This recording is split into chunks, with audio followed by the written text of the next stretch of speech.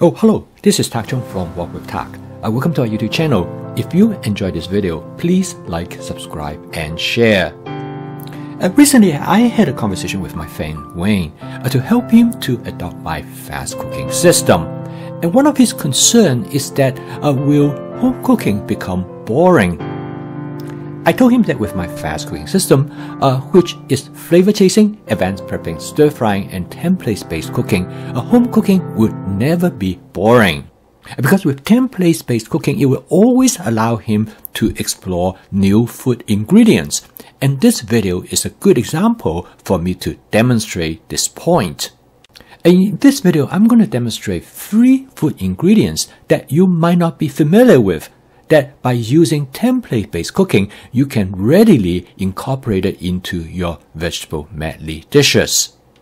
In fact, once you understand template-based cooking, the idea is very simple, and it could be easily applied to almost different kinds of dishes that you have never cooked before. And because you are familiar with the template, you can easily make the adaptations to make the dish work out. So this is a vegetable medley dish that contains a baby bok choy, oyster mushroom, fried tofu, and some purple cabbage. As I mentioned to my friend Wayne, the best way to consume more vegetables is through vegetable medleys. Just imagine the most interesting salad is a salad that has many different ingredients that provide the contrast both in flavor and texture. This is equally true with cooked vegetable dishes. And by creating vegetable medley, you can create many different versions of vegetable dishes to make them interesting. Vegetable medley actually is extremely simple to cook. It relies on a simple template to create variations. My friend George, after he adopted my fast cooking system, he became very good in creating vegetable medleys. He said because there are so many different kinds of vegetables, and the possibility in creating unique vegetable medley is almost limitless. He continued to use this basic template to explore new vegetables, something that he has never used before. But using the same template, he understands the process, and by understanding the vegetables, he can make minor adjustments to suit those vegetables. And the end result is that almost guarantee that it's going to turn out great. So this video is basically a demonstration, the principle of how to use template-based cooking to incorporate new vegetable ingredients that you might not be familiar with, but you can make it to work.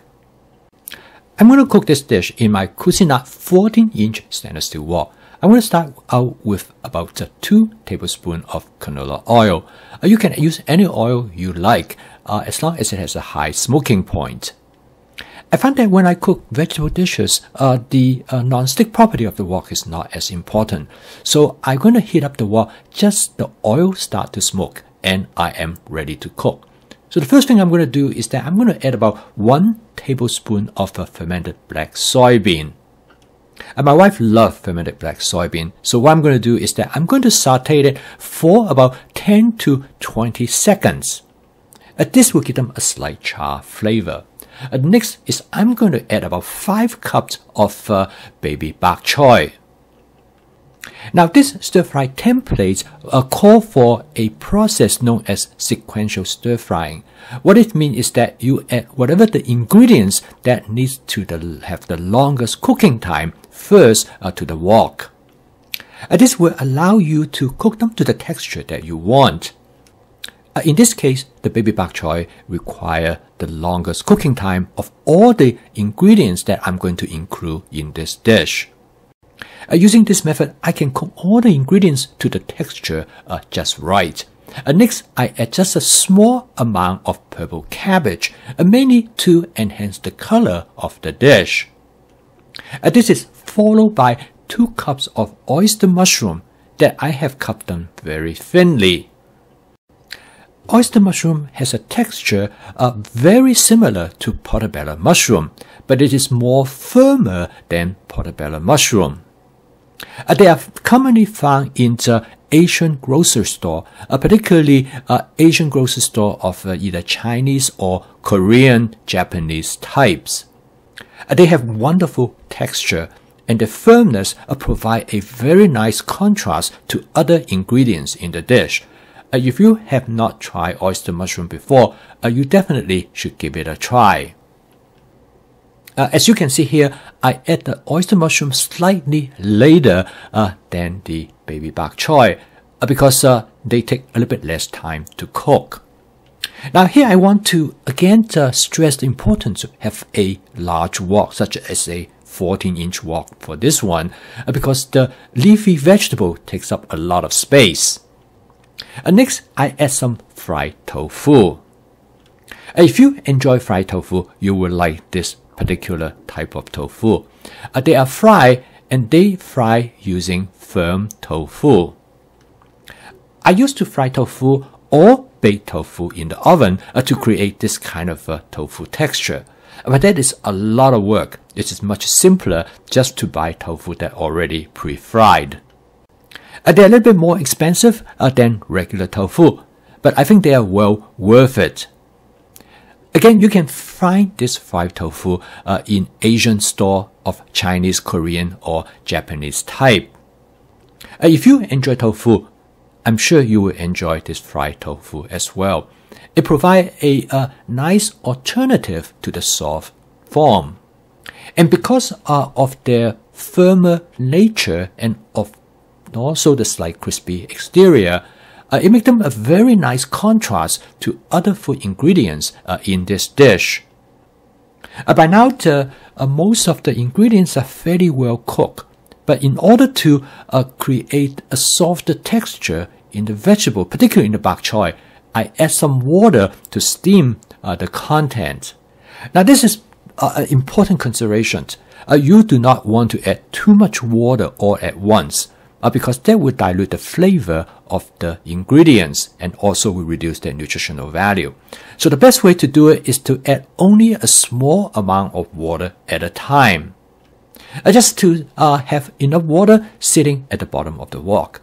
And you constantly monitor the process, and you can add more water as you cook. And now because I use a minimum amount of oil in the beginning to cook the vegetable tend to burn to the surface of the wok, and that will leave some burn marks. And the way to get rid of those burn marks is that when you add the water to the wok, use the wok spatula to scrape them off. And I call this method spot cleaning. It makes cleaning your wok later on much easier. This is a very effective method that you should adopt, and you can take a look at this video for more details. I'm going to season this dish first with 1 tablespoon of minced ginger. It is added toward the end of the cooking process to achieve the maximum flavor. And next, I'm going to add about 1 tablespoon of soy sauce. I normally would have used oyster sauce, but I ran out of it. So I'm substitute with that. And then I add 1 tablespoon of hoisin sauce. I season this dish with only a very light touch because I want the ingredients to have the flavor more noticeable. At this point, the dish is done, but I'm adding a little bit more water to clean the wok as well as to create a light sauce. It is always very helpful to have a squeeze bottle of water available when you do stir frying. A small amount of water is very helpful for creating a sauce as well as for cleaning the wok. After I do the quick taste test, I add about 1 tablespoon of Panda Express orange sauce. This will give the dish a light tangy flavor and something that I really enjoy. And this is my chasing approach by using combination of different type of sauces to create the flavor that I'm looking for.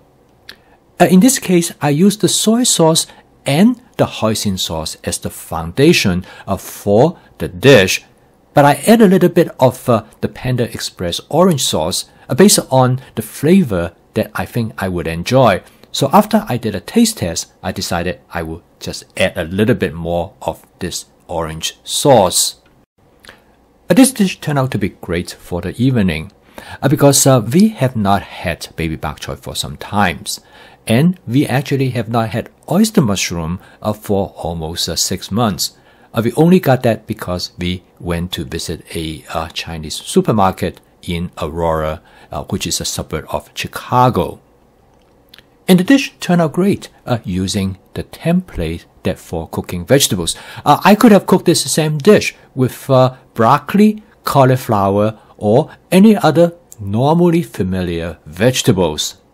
Recently, I have reviewed and recommended a wok by Willow and Everett.